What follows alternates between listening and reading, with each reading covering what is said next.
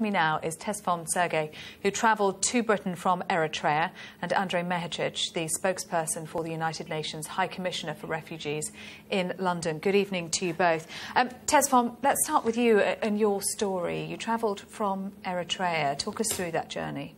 I travelled from Eritrea to Sudan, and from Sudan to Libya, and from Libya across Mediterranean to Italy. And once you got to Italy, what happened?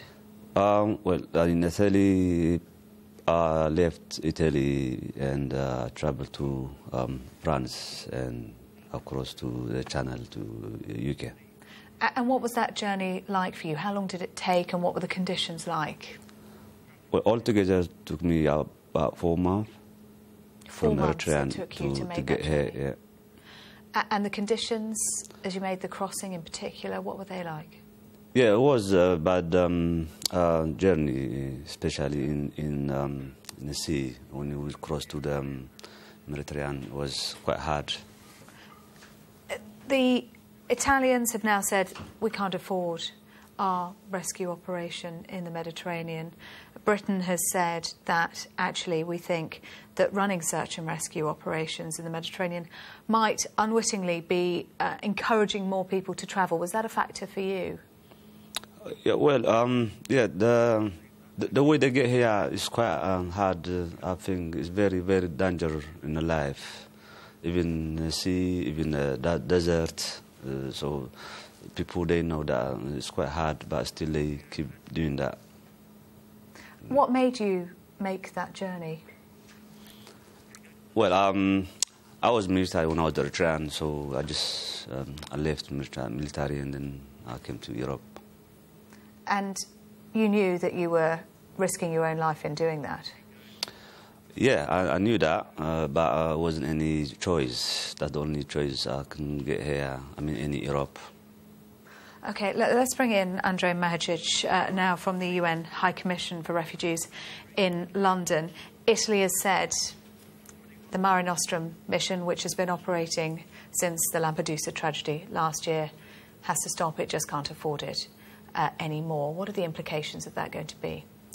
Well, we have already expressed our concern last week with the announced ending of the Mare Nostrum operation end of this month without actually anything to replace it. This will, without a doubt, lead to more people losing life at sea. Just to give you some of the numbers of this year, we have had record high levels in terms of the numbers of arrivals, but also that's about 165,000 people throughout not just Italy, but Greece, Malta, Spain. But more importantly, between January and September, more than 3,300 people have perished at sea.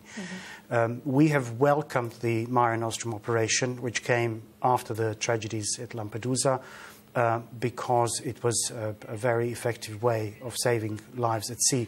The argument about the fact that needs to be recognized is that the numbers have already gone up last year, very early in the summer, and the indications were that we are looking at an increase, mainly driven by the conflict in Syria, which has displaced half of the Syrian population, 6.5 million inside the country. More than 3 million Syrians are now living as refugees in the neighborhood. And this has driven numbers further up.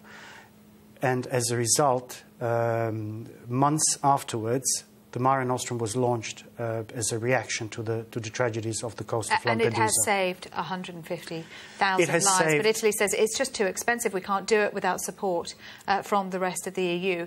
Britain, though, has said that actually an unintended consequence of this is that it might be a pull factor, saying to people, give it a go. This is exactly what I've been pointing out, that in the months before the Mare Nostrum was launched, the numbers have already gone up, because the root causes of the movement, as Tesfom has said, were conflict, persecution, violence. The people were desperate, and so whether or not there's a rescue operation isn't a factor. Exactly. And when you're Syrian today in the region, if you are in one of the neighbouring countries which are now saturated with the numbers, the protection situation for them is getting worse. The situation has profoundly changed for Syrians who are currently in Egypt, and with the collapse of the rule of law in Libya, this has all driven the numbers upwards.